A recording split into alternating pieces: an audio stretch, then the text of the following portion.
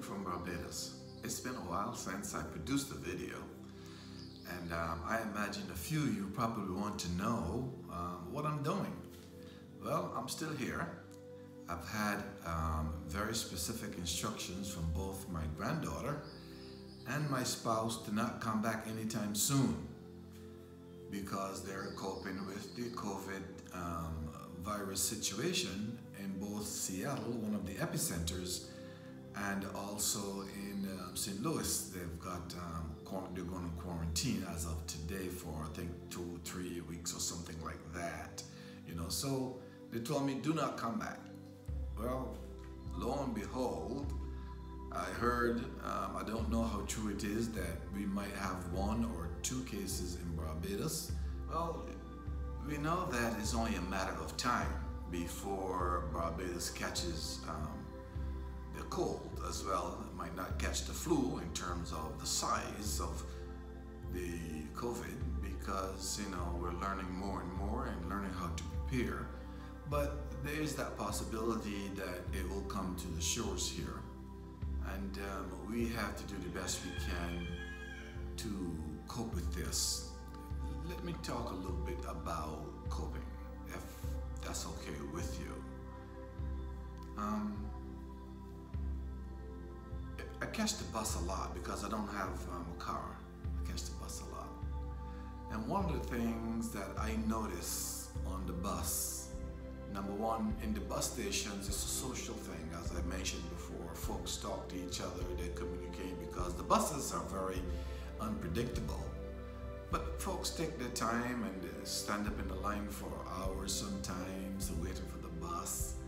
But during that time, they're communicating with each other. They're talking about politics, they're talking about COVID-19, the Corona Virus, and their concerns and their fears. And others are just, getting on with life as it is. But the one thing that I can tell you when the bus is crowded and I get on the bus, that people help each other on the bus. I was on a bus recently and I hate catching the 4 o'clock bus from the Bashable from Bridgetown, the government bus. The school children behave so badly. I don't get that. But this one particular day I caught the bus. It was a bit earlier and this older guy was on the bus standing up, and this young girl, she's a schoolgirl. And once he got on the bus, she looks up and says, would you like to have my seat? He said no. I thought it was beautiful. And then some of the other people on the bus, as the others came in with bags, and they're usually hauling bags. Everybody's hauling a bag of groceries or something like that. They don't have transportation, their own personal transportation. So they're hauling the groceries. They can only carry 2, maybe 3 bags at a time or something like that. But if they have to stand up, the people sitting down usually take those bags from them and hold them so the persons will be safe on the bus. And, and they help each other out.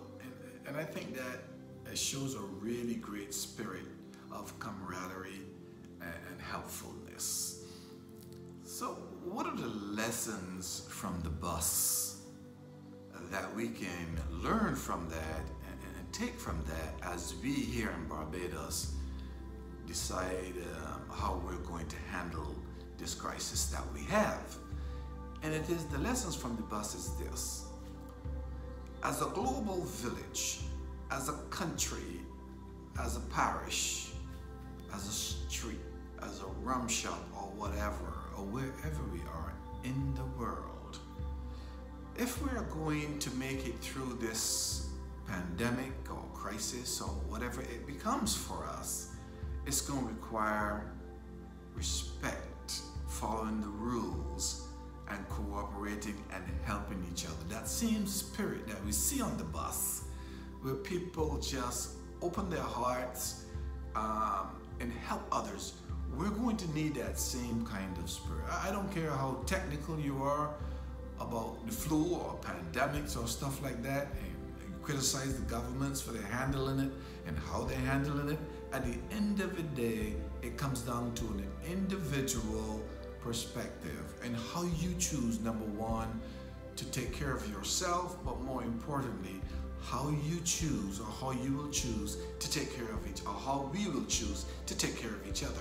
I just heard a news article that says people in some place in California are stocking up on weapons. Here's the deal with that. You know, they might have watched Soylent Green, where they had this movie. It's a sci-fi movie. If you haven't watched Soylent Green, go watch it again. Because at some point in time, people had to forage for food and whatever weapons they had. And I mean, it was just insane in that movie.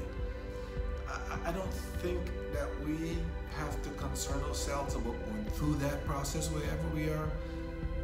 But our attitudes will determine the progress we make on this. How we handle this is going to determine how soon we get out of this. So all I would like to do is to encourage us to think about the people on the bus, how they help each other, and perhaps how we can help each other to make it through this. Look, I would rather be in Seattle at this moment with my family.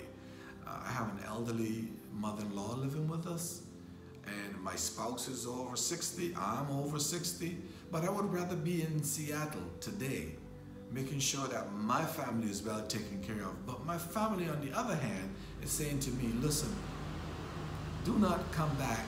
As I was saying, I would rather be in Seattle making sure that my family is okay, checking on my grandkids and my children. If I can. I don't know what I can do. I'm not a doctor in that sense. I'm a doctor, but not in that sense. But, you know, I would love to be there to make sure I can give them the appropriate comfort and support. But see, sharing and caring are very important, because here they are, even though they might want my help or want my support, they clearly said to me, do not come back. And my granddaughter sent me a message. She says, Papa, I love you so much. I don't want anything to happen to you or Grandma, so stay in Barbados. And so I'm staying in Barbados. While I'm here, however, I just want to let you know that the little old wood house was terribly destroyed by termites, so I'm having to rebuild that, and that's where I've been spending most of my time. And so that's why you haven't heard from me. But let's stay focused, let's stay helpful, let's stay as positive as we can, and be careful. Wash your hands, follow the instructions that were given to you, and we'll get through this together. All right, so all I can tell you is see you on the other side, and have a wonderful day. Thank you. And as a reminder, don't forget to like and subscribe and follow us on Facebook. And if you like these videos, just let someone else know about them. And remember, sharing is a good thing. So share the videos, and hopefully I can start making some more videos for us going down the road. So thank you.